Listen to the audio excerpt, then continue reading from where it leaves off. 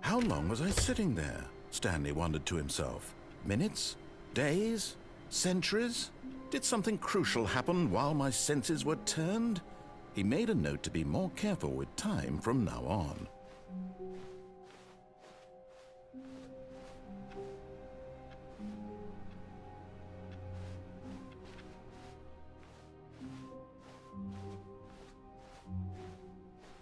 When Stanley came to a set of 2 open doors, he entered the door on his left.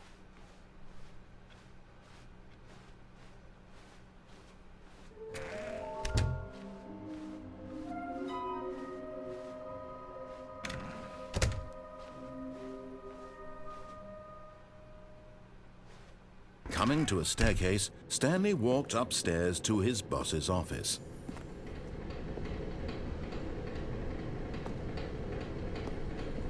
And there it is, the last Stiggly Wiggly. Savor this moment, Stanley. This is a real accomplishment. This is doing something just for the sake of doing it. Where so many people expect to be rewarded for the most trivial achievements, you've insisted that a job well done is its own reward. I would tell you that I'm proud of you for collecting them all, but that would be like a reward, and we can't have that. So, instead I'll just say, it's done. We're all done here, and now we can go to whatever the hell you were doing before you hunted for figurines.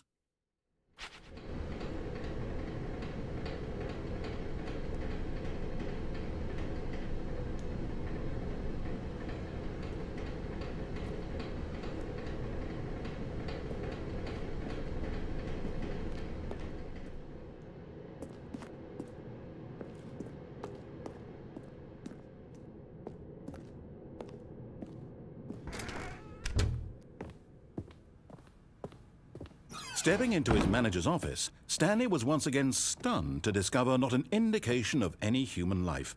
Shocked, unraveled, Stanley wondered in disbelief who orchestrated this, what dark secret was being held from him.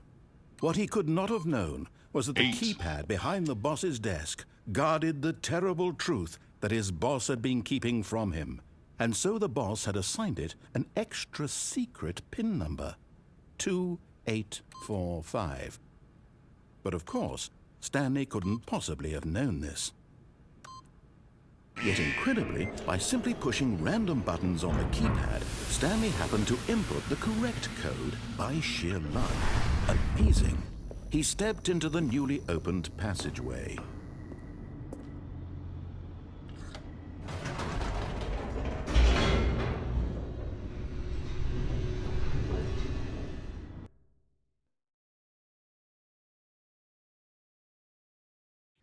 Descending deeper into the building, Stanley realized he felt a bit peculiar. It was a stirring of emotion in his chest, as though he felt more free to think for himself, to question the nature of his job.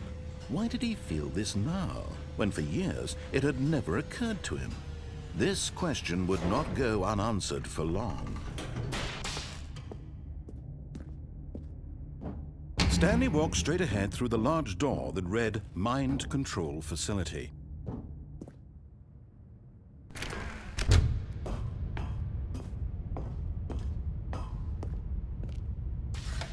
The lights rose on an enormous room packed with television screens. What horrible secret did this place hold? Stanley thought to himself. Did he have the strength to find out?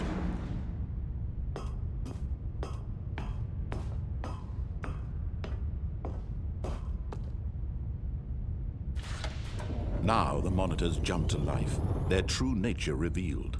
Each bore the number of an employee in the building, Stanley's co-workers. The lives of so many individuals reduced to images on a screen, and Stanley, one of them, eternally monitored in this place where freedom meant nothing.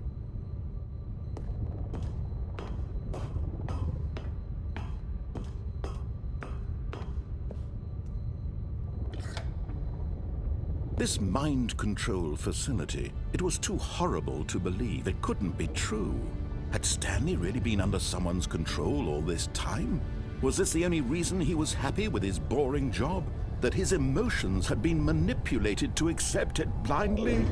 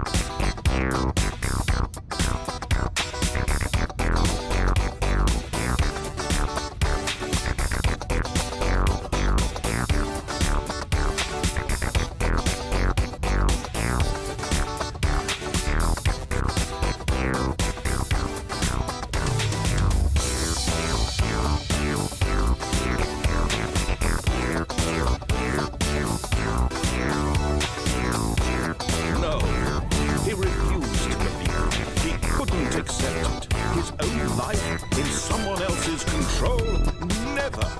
It was unthinkable, wasn't it? Was it even possible? Had he truly spent his entire life utterly blind to the world? But here was the proof, the heart of the operation. Controls labeled with emotions, happy or sad or content. Walking, eating, working, all of it monitored and commanded from this very place. And as the cold reality of his past began to sink in, Stanley decided that this machinery would never again exert its terrible power over another human life. For he would dismantle the controls once and for all. Oh, Stanley, you didn't just activate the controls, did you? After they kept you enslaved all these years, you go and you try to take control of the machine for yourself. Is that what you wanted? Control? Oh, Stanley, I applaud your effort, I really do. But you need to understand, there's only so much that machine can do. You were supposed to let it go, turn the controls off, and leave.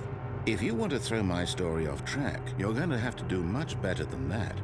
I'm afraid you don't have nearly the power you think you do. For example, and I believe you'll find this pertinent, Stanley suddenly realized he had just initiated the network's emergency detonation system.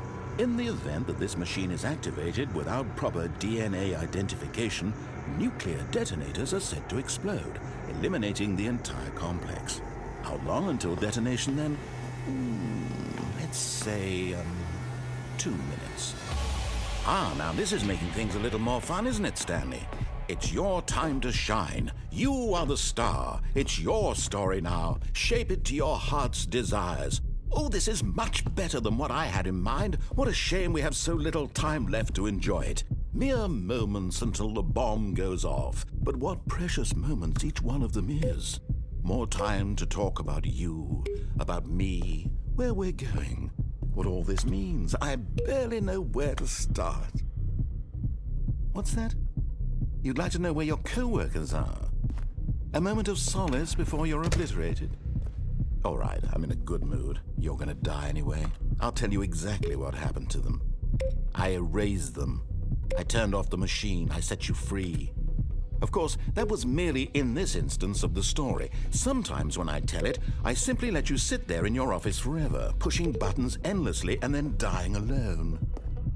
Other times, I let the office sink into the ground, swallowing everyone inside, or I let it burn to a crisp. I have to say this, though, this version of events has been rather amusing. Watching you try to make sense of everything and take back the control wrested away from you, it's quite rich. I almost hate to see it go. But I'm sure whatever I come up with on the next go-around will be even better.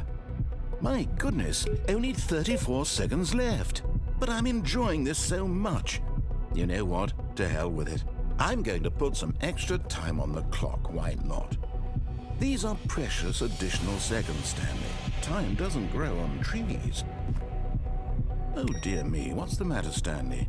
Is it that you have no idea where you're going or what you're supposed to be doing right now? Or did you just assume when you saw that timer that something in this room was capable of turning it off? I mean, look at you.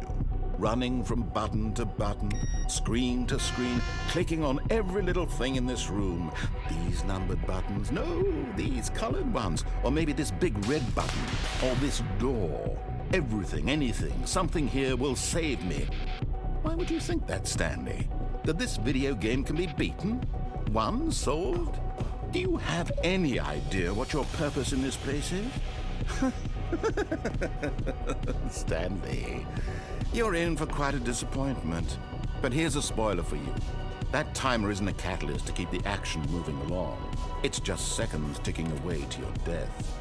You're only still playing instead of watching a cutscene because I want to watch you for every moment that you're powerless, to see you made humble. This is not a challenge, it's a tragedy. You wanted to control this world, that's fine.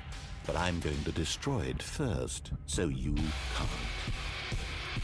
Take a look at the clock, Stanley. That's 30 seconds you have left to struggle. 30 seconds until a big boom and then nothing. No ending here, just you being blown to pieces.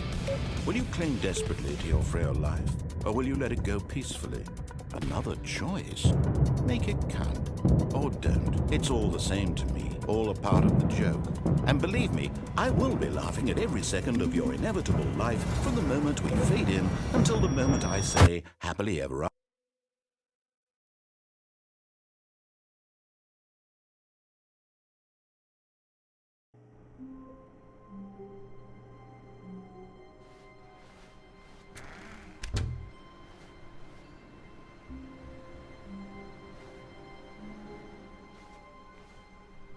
Stanley, I'm sorry, but I have to put a pause on things. It's those figurines, those figglers. I haven't stopped thinking about them since you nabbed every last one. Wasn't it just the most intrinsically fulfilling moment of your entire life? Didn't it fill you to the brim with inner richness? Yes, I know we're supposed to be telling a story, but won't you please indulge me with one more trip back to the memory zone? I would love nothing more than to revisit the figurines. Just one more time.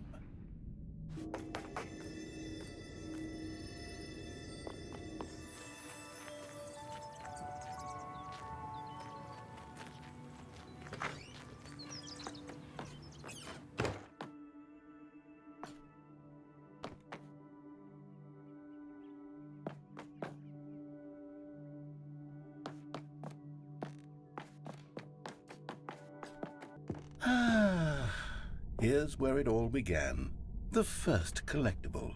Back then, we had no idea of how many of them we'd find. Sure, it said 6 right there on the screen, but how could we know for certain? We were so innocent. We'll never be like that again, Stanley.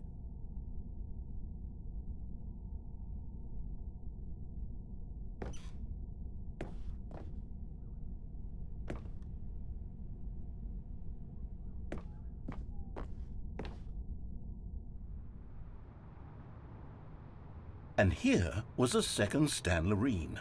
You found this one all on your own, just by poking around in the warehouse. You did that, Stanley. I'll be honest. Back then I had no faith in you to find any of them, let alone 6. But you continue to surprise me in all sorts of mundane, unremarkable ways.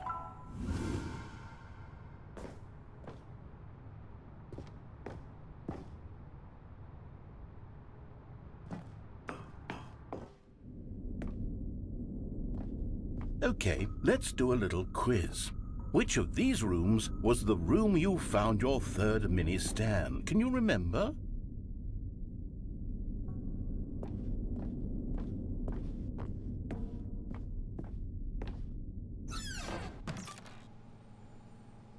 Hey, that's exactly right. It was here in the boss's bathroom. It was the third one. You picked it up, and then after that, you had 3 of them. I'm glad these moments are so crystal clear in your memory, but I shouldn't be surprised.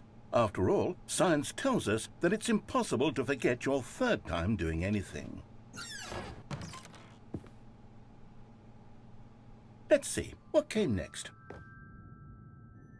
Oh yes, we found a Figley in this pink room. Oh, well, I can't actually say I remember being in this room, but it's here in the memory zone, so it must have happened.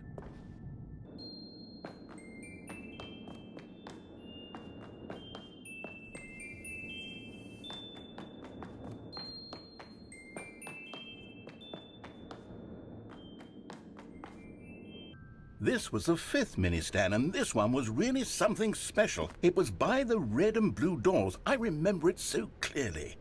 In fact, because this one is particularly special to me, I made a little video to commemorate the occasion. Enjoy.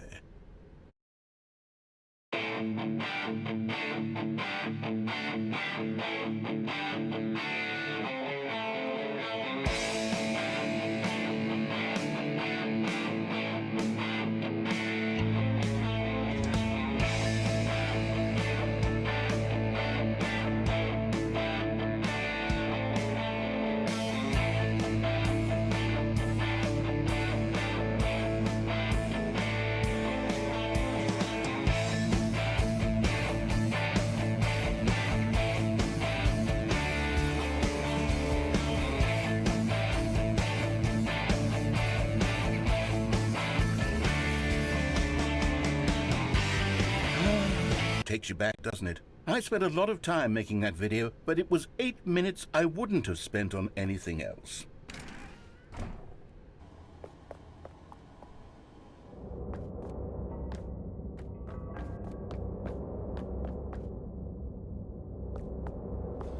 And then, Stanley, then we came to the last collectible, the final figurine, right here, under the stairs. This memory is the most distinct and clear in my mind, perhaps because it was the one that happened more recently than all the others. Who can truly say how the mind works? All I know is that this is the moment where you picked up a Figley and I thought to myself, yes, that's all of them. They're all collected. It was a moment unlike any other. Except for the other moments picking up figurines, which it was exactly like.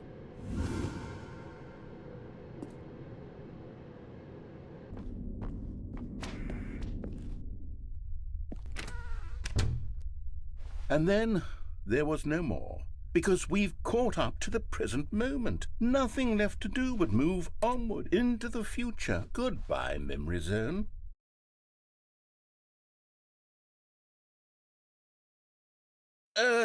No, I'm not done. I'm not ready to move on. Stop the loading screen. Isn't there some way we can stay here, keep enjoying these figurines? Let's just go backwards. We'll do the memory zone again from the opposite direction. See how that feels.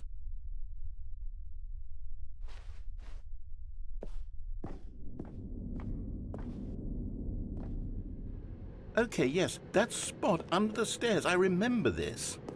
I must say, of all the figurines we looked at in our initial tour of the memory zone, this one is the most distinct and clear in my mind. Let's keep going. I want more.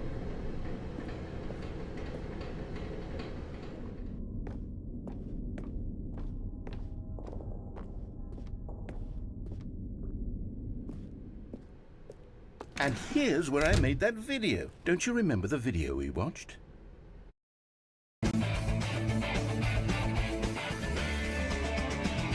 Yes, I love that video.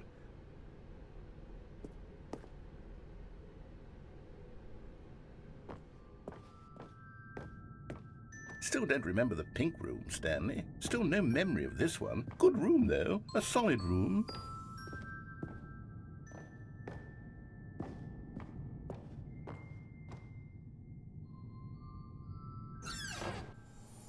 These really were a treat to hunt down. You know, if there had been any kind of reward for finding all of these, it really would have muted the intrinsic joy of collecting them. I'm very glad we resisted the temptation. Next one.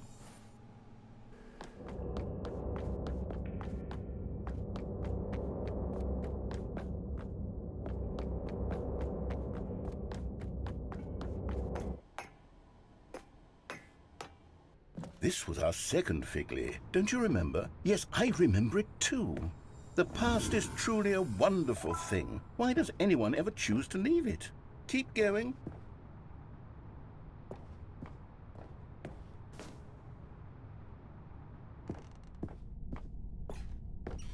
This is it, the very first one we found in the exhibit where I introduced you to the Stanlurines. Oh, I want more memories, Stanley. I want to keep going. What else is there? What came before this?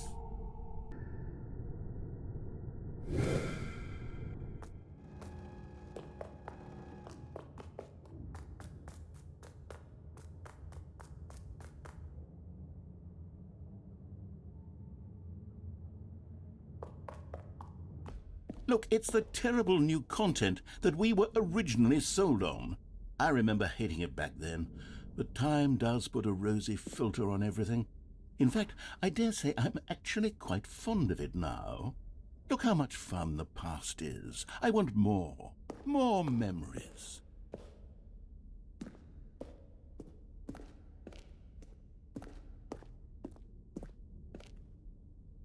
Oh, yes, the two doors. Who could have forgotten that? A classic memory, this one.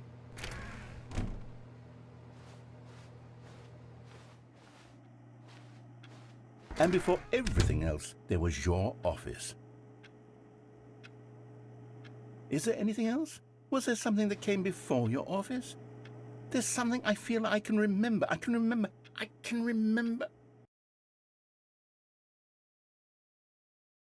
Yes, I'm remembering something now. I remember before this whole story got started. Back then I was different. I used to make big decisions. I was passionate. I was skeptical. I weighed each decision with profound thoughtfulness. And then somewhere along the way, I stopped making decisions. I became lazy, and I came up with a character named Stanley to do my thinking for me. He would make the decisions. He would decide which way to go. I would cheer him on as he collected figurines for no reason. Why did I invent Stanley? Was I lonely? Yes, perhaps that's it. Perhaps I needed to imagine I had companionship. And Stanley really did make for a wonderful companion, even if he was a fiction. But I suppose it's grown old. I want to think for myself again. I want to go back to how it used to be. Yes, I can be on my own again. I can do it. I'll be stronger this time. I'll take care of myself. I don't need Stanley anymore. Oh, but he truly was so much fun to play with. You know what? Since we're in the memory zone, how about one more good memory? Let's go back just once and give Stanley one more run of the office, and then I'll retire him for good. I did enjoy telling his story so very much. Okay, here we go. This is the story of a man named Stanley.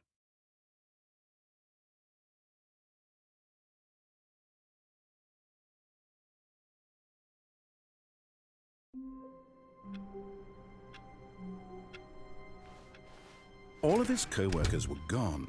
What could it mean? Stanley decided to go to the meeting room. Perhaps he had simply missed a memo.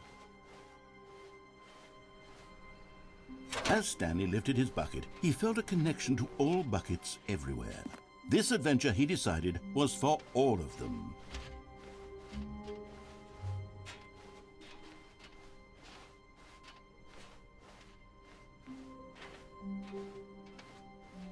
Stanley clutched the bucket tightly to his chest and entered the door on his left.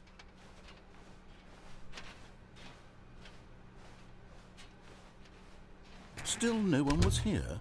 Stanley needed the bucket's warmth and comfort now more than ever. Perhaps his boss's office was where he'd find answers.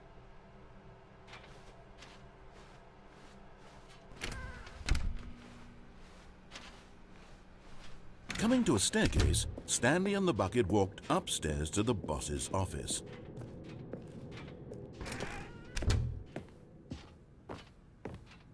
Stepping into his manager's office, Stanley was once again stunned to discover not an indication of any human life. Crushed by the weight of this revelation, Stanley may have broken down into an emotional dumpster fire if not for the soothing presence of the bucket. Even now, in his darkest of hours, did the bucket's warmth and guiding light pierce the dark clouds of confusion and chaos. It would be with him always. The bucket would, and he knew it. The two of them were inseparable. At this point, Stanley was so absorbed in the tender spiritual connection he shared with the bucket that he didn't notice the keypad behind the boss's desk. Nor in his bliss of simply being near the bucket did he have any notion that the PIN number for the keypad was 2845. But Stanley guessed the correct code by sheer luck. Was it that the bucket knew all along? Was the bucket guiding him? Yes, this is certainly the most logical explanation.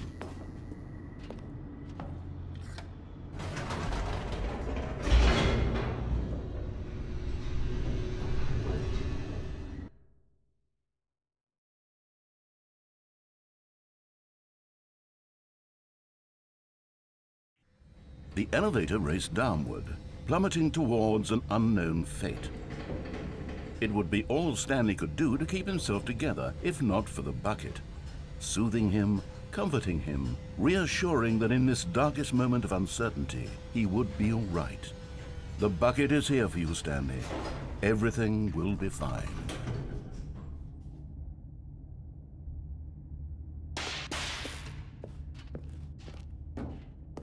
Stanley and the bucket walked straight ahead through the large door that read, Mind Control Facility.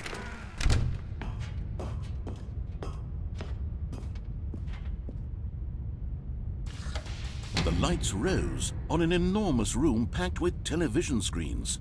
What horrible secret did this place hold? Stanley and the bucket both wondered to themselves.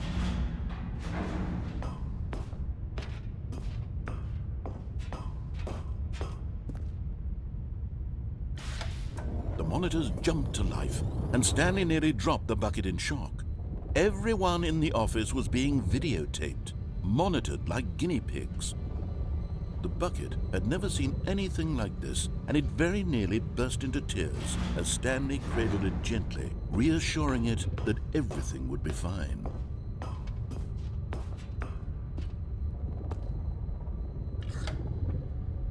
Was the bucket under the mind control facility's influence as well? Had the bucket been told to do things it didn't wish to do? What kinds of things does a bucket want to do or not want to do in the first place? These questions raced furiously in Stanley's feeble mind. No! He screamed into the bucket. He couldn't accept it. His own life in someone else's control, never! He squeezed the bucket tighter, his one friend in the entire world. At this point, he could trust no one except for the bucket.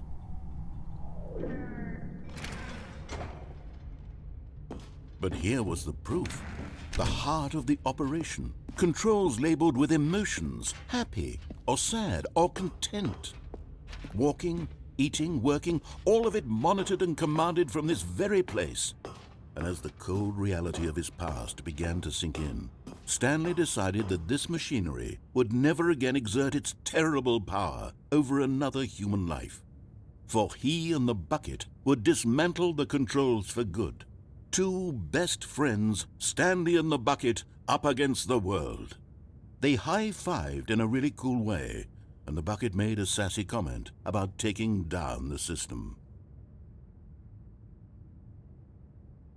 But at the last second, the bucket jumped in and pressed the button to turn on the controls. Stanley gasped in horror. Had this been the bucket's plan all along? To take over the machine and claim the power for itself? How could the bucket have betrayed him like this? Stanley was prepared to throw the bucket away in disgust when suddenly an image appeared upon the enormous screen. Birds. Silly, silly birds.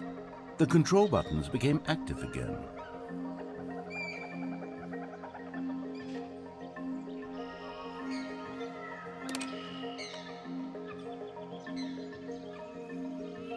Stanley flipped through one video of silly birds after another, and then it dawned on him.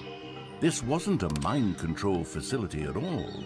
It was a facility for monitoring and surveilling silly birds all over the world. The mind controls were only a facade to disguise its true intentions. Had the bucket known this all along? Stanley marveled at the metal genius in his hands, the one who had pointed him towards this incredible discovery. Stanley and the bucket never found freedom because they spent the rest of their lives here in this place, flipping through live streams of the silliest birds imaginable. Of all the possible paths his life could have taken, this one was surely the best. And Stanley was happy.